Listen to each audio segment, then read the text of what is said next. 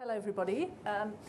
I just thank Manuel for his warm-up act, and I was really struck actually by what he just said about empowerment, and I think for me that is actually a really essential part of what the work that I've been doing with women returners, and actually a key theme really, that we seem to have forgotten to use that word empowerment, but actually it's a huge issue at the centre of a lot of the work that we all do, actually, in terms of women in IT.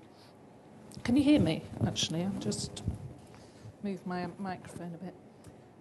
Okay, so what I'm going to talk about briefly is based on two bits of work that I've done. One is the course for women returners that we run at the Open University, and secondly, some research that I've done with European companies, SET companies, so women who've returned back into employment in those companies.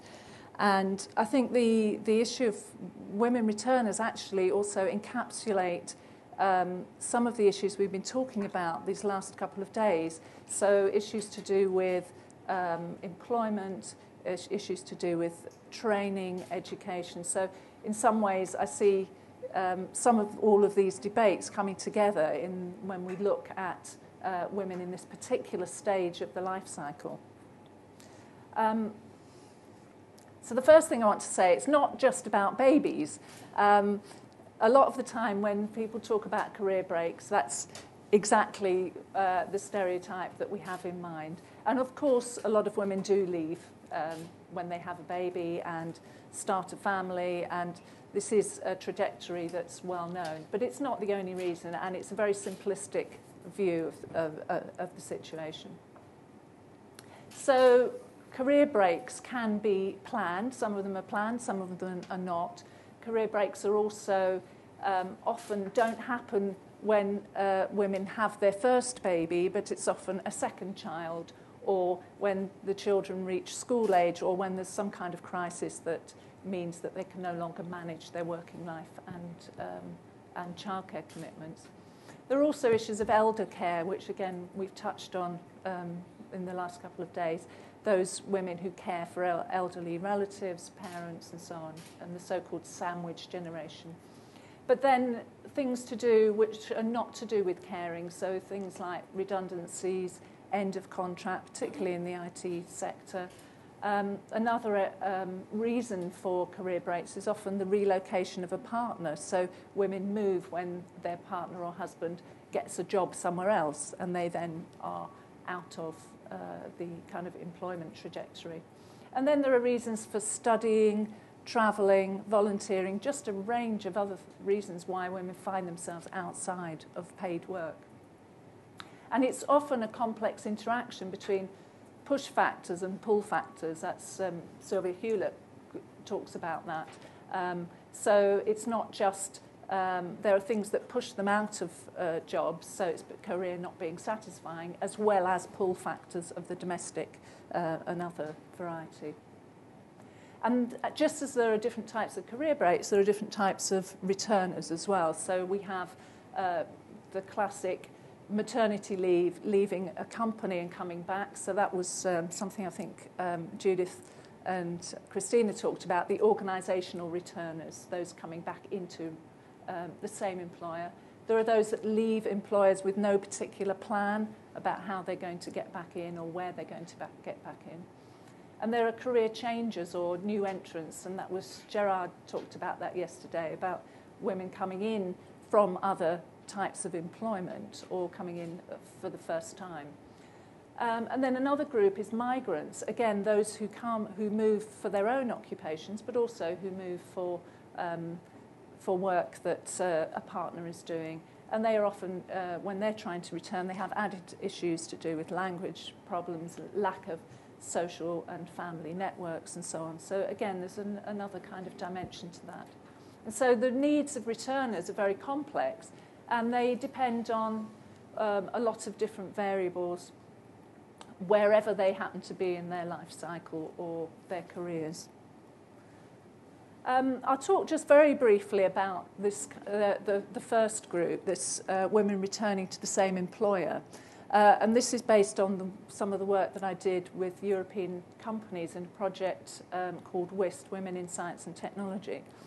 And these were women who were still employed in these science, engineering and technology companies, but had taken a small, short break, a career break from maybe 3 months to 2 years, but they came back into the same employer. And for them, a career break, one of the things that we found on this was that career break is often signalled or viewed as a lack of commitment by the employer. And the employers make all sorts of assumptions about motherhood, about availability and reliability, which aren't always necessarily related to the real situation, but there are kind of assumptions made just because someone has become a mother. And even short breaks can mean missed opportunities for promotions or being overlooked and given work that's not visible, that's not going to help in their own career progression. And it's not always the breaks themselves that are the problem, but often it's working part-time on return from the break. So the careers are stalled. And again, this is something that we talked about at length yesterday, about the impact of part-time work. And then the other thing is how local and national cultures do have quite a strong impact on how women, different strategies that women take. So that involves the obviously the kind of legal framework, the entitlements, but also the cultural assumptions about motherhood, the expectations that women have about their role, the differences between work and family commitments. And we developed this model of different strategies that women adopt in the workplace on their return. So I won't go into great detail, but basically they sort of range from, I'm just going to try this little pointing thing, those who opt out, who are the ones that leave employment, those who do this strategy called lying low, which is keeping a low profile whilst their children are young and then picking up their careers later. And then those who are proactive, who actually try to challenge the organisational cultures and make changes to how the organisation deals with these the situation of mothers in the workplace, and those who assimilate and just take the male ideal worker model. So they do everything possible not to be visible in their roles, and they keep those. They manage under the surface or in the background so that they can maintain those careers.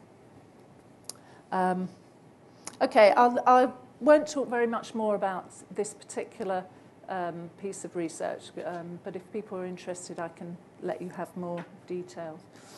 I'll turn now to just talk about those who are returning to the labour market after a career break out. The majority of UK women who have taken a career break usually try and seek part-time work when they come back into employment.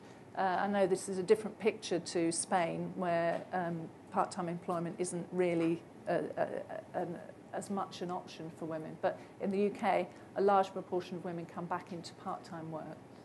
But in the science, engineering and technology field, up to 2/3 of women with these qualifications, graduates in these areas, don't actually return to this sector. So they return either to other sectors to work, or they stay out of the labour market altogether. So this is statistics, the research that was done in 2003, and that led to a strategy within the UK to try and tackle some of these issues with the setting up of a national project, the UK Resource Centre for Women in SET, which had a focus on returners. And the Open University has been part of that project.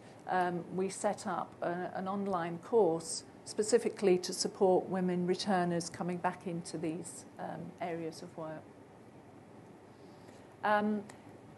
The course is called Return to Science, Engineering, Technology, so it's aimed at those graduates, those who've already got some background experience in the sector and who want to come back into employment. And it's a 10-week distance learning course, so it's all online. And again, I think it's interesting, Manuel's comments about the empowerment of the internet and how women are using these kind of social spaces that we provide on the course for that mutual support and empowerment, and how important it is for those women to find others in a similar situation and to understand that their situation is not unique to them, but to begin to understand that these are structural constraints rather than individual personal problems that they're having. And I see that as a really positive part of the experience that the women gain. So we've had over 900 women participating over the last 5 years. And as well as the course, they also get supplementary support, so additional support when they leave the course, mentoring, attending networking events, meeting people from industry and so on. So we've tried to address the whole spectrum of needs that they have. And I'll just give you a little bit of data we've done a number of pieces of research attached to the course and the cohort of women. The data is taken from interviews and surveys, but I'll just give you a couple of things to sort of give you a flavour, really, of what the work has been doing. So one of the things we looked at, well, what were the barriers that women experienced when coming back into the workforce? And these were the things that they talked about. Oh, sorry, meant to do the other. The first three, as you see, these here, or the first section here, are issues to do with being a person outside of work. So they're things about lack of skills, lack of recent work experience, not having the networks and the contacts that you need in order to get a job, not having interview practice and so on. So these are very common things that would be common to anybody outside of work in any field. But the last few were particularly related to the science, engineering or technology fields. So being able to enter jobs at a level at which they felt they were qualified for, so rather than coming in at a lower level. Being able to find local work near to where they lived. Being able to find part-time opportunities. And then childcare was only a small fraction of the women actually saw that as a barrier. So again, coming back to this kind of myth that it's all about babies and childcare, actually that wasn't really one of their main barriers. So a range of issues there. And then we've addressed these in different ways with the course, helping them to develop CV, which is, I don't know if it's the same in Spanish, curriculum vitae, yeah. Develop their career plans, help them with interview practice, negotiating skills, networking events, and helping to renew their contacts and help them with that kind of bringing them back into the workplace. And also mentoring, as I've mentioned before. But the challenges of getting back into ICT are, again, very particular, and they're a big challenge that needs much more of an external structural change to tackle. So as Lisa said yesterday, the career paths are often very mysterious, and jobs have changed, and the types of jobs that they may have left may have mutated into very different kind of hybrid jobs. There are new kind of areas of employment that they don't understand. And recruitment within the IT industry is also a particular problem. If a lot of employment is done through recruitment, it's done through recruitment agencies, so they often are quite discriminatory against people who haven't been in recent employment. So if you don't have a recent job, it's very, very difficult to get into a job through those kind of agencies. And obviously there are issues about skills updating and the question which again has been raised before about age discrimination. So many of these women are fined because they're over 40 or because they're over 25, they don't get a look in getting jobs back into the IT industry. So one of the other things that we do with the women, so these are the kind of structural constraints and structural challenges, but there are also kind of more personal issues that a lot of the women have to deal with. And one of the things we do is get them to reflect on this issue of work-life balance and how they're going to cope with coming back into the workplace. And for women returners are very much at the centre, really, of a lot of debates about motherhood and women's roles. And this is in the UK, even in a culture where women are generally expected to be in paid work at some point. There is still these very intense pressures which come from kind of media stories around good and bad mothers. There's a kind of discourse of guilt and blame for social problems that are always heaped upon poor working mums, seem to be responsible for the welfare of the whole country. And at the same time, there's a kind of parallel increase in intensive mothering. There's this expectation, if you are a mother, you've got to take your baby to yoga classes and everything. You've got a whole list of things that you need to do to be a good mother. So I think that a lot of the women feel extremely pressurised on many sides, trying to get it right and trying to juggle these different roles.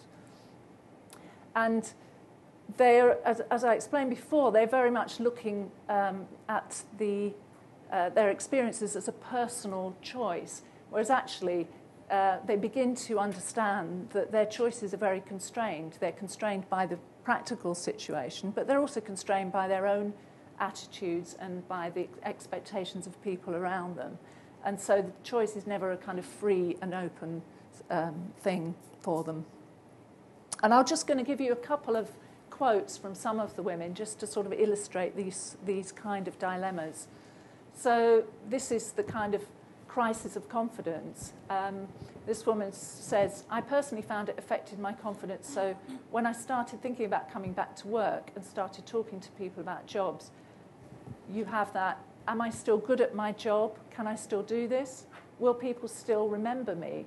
And will they see me differently now that I'm a mum rather than this high-powered career person? So confidence and identity are kind of illustrated really in this kind of in this quote. And as one other woman put it, the issues we face can be not only practical but emotional, and I think that's a really important part of the picture. We may have to deal not only with our own emotions but those of others, and again they have that kind of sense of responsibility. And this is another quote that kind of illustrates that concern for others that comes at the centre of some of this decision making. So what I'm a bit concerned about is the change for my partner in the moment when I start to work, hopefully soon.